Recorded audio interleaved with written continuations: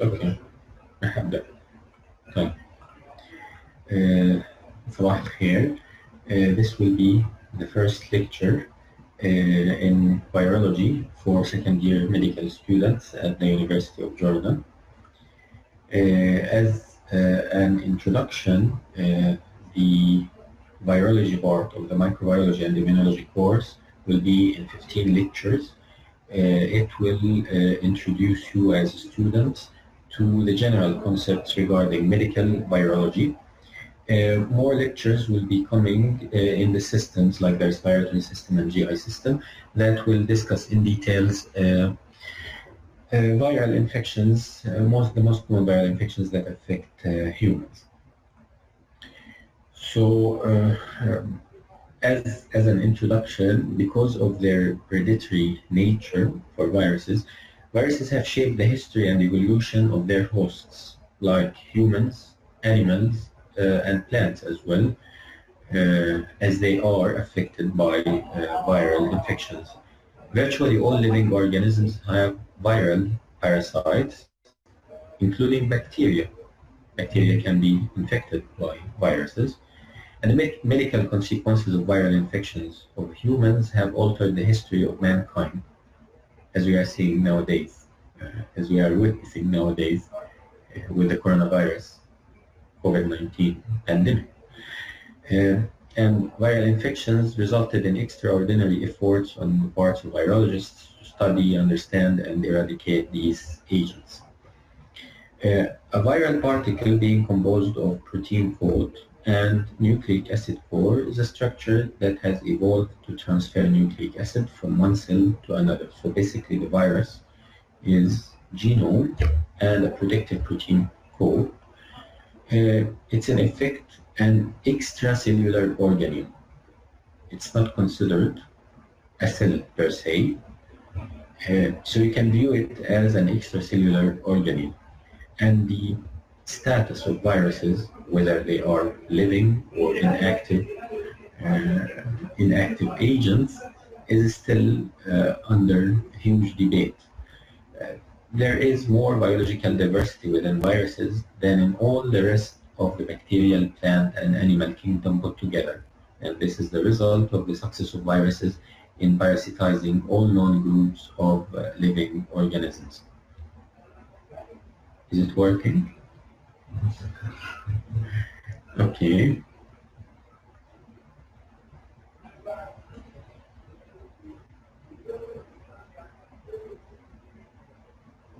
Okay. Viruses are submicroscopic obligate intracellular parasites that differ from all other organisms. Virus particles are produced from the assembly of preformed components, whereas the agents grow from an increase in the integrated sum of their components and reproduce by division. Virion particles themselves do not grow or undergo division. Viruses lack the genetic information which encodes apparatus necessary for the generation of the metabolic energy for protein synthesis. They lack ribosomes.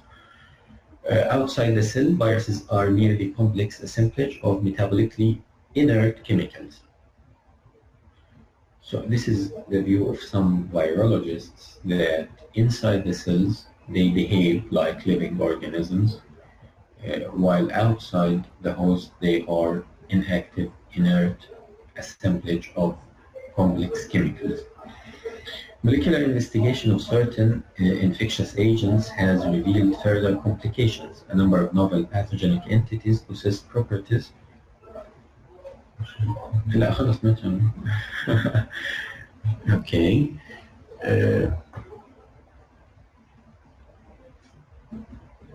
So a number of novel pathogenic entities possess properties which confound the definition of viruses. Yet they are clearly more similar to viruses than other organisms. These or entities are known as viroids and prions. So they are not viruses, they are not living organisms. The viroids are very small circular RNA molecules. It's simply RNA molecules that are 200 to 400 nucleotides in length with a rod-like secondary structure. They differ from viruses in that they lack the protective protein called the capsid. So they have no capsid, no envelope, and are associated with certain plant diseases. Viroids are associated with plant diseases. For prions are infectious agents generally believed to consist of a single type of protein molecule, with no nucleic acid component.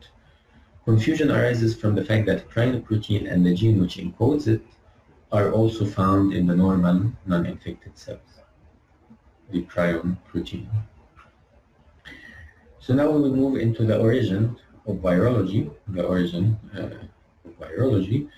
Much has been written about virology as a new discipline in biology, and as far as the format recognition of viruses as distinct form from other living organisms is concerned, this is true.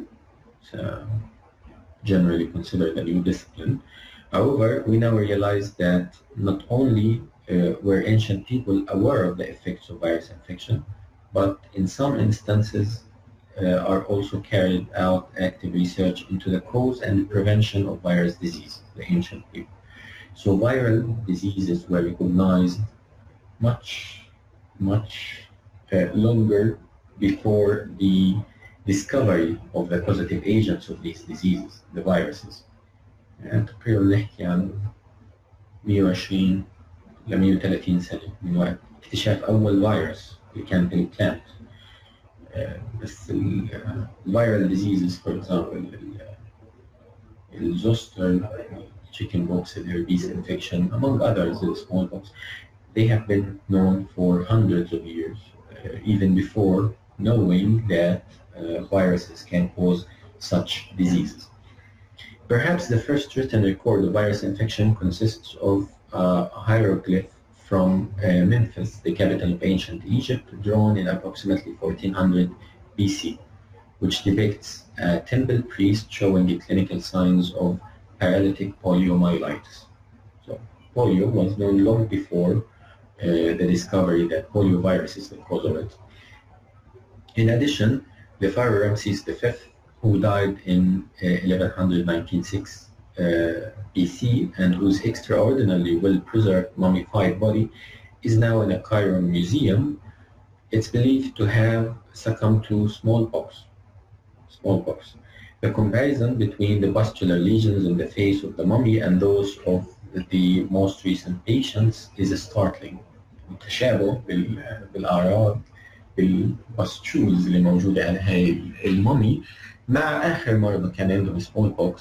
عشان احنا بنحكي عن more than 2,000 years or 3,000 years.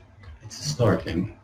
It's amazing how the infection resulted in the same manifestations despite the time elapsed for the same disease. From an evolutionary point of view, this is startling, yes. The concept of filterable agents developed by the end of the 19th century and the beginning of the 20th century. The first demonstration of a virus being a cause of human disease was that of Lance Steiner and Topper, who showed that poliomyelitis was caused by a filterable agent in 1909.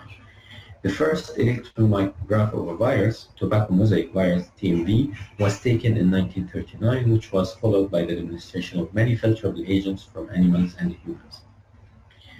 The term virus, from Latin, it stands for slimy liquid or poison, was at that time interchangeably used for any infectious agent, but then was restricted to the so-called filterable agents. I have to... لازم أوقف نكتب.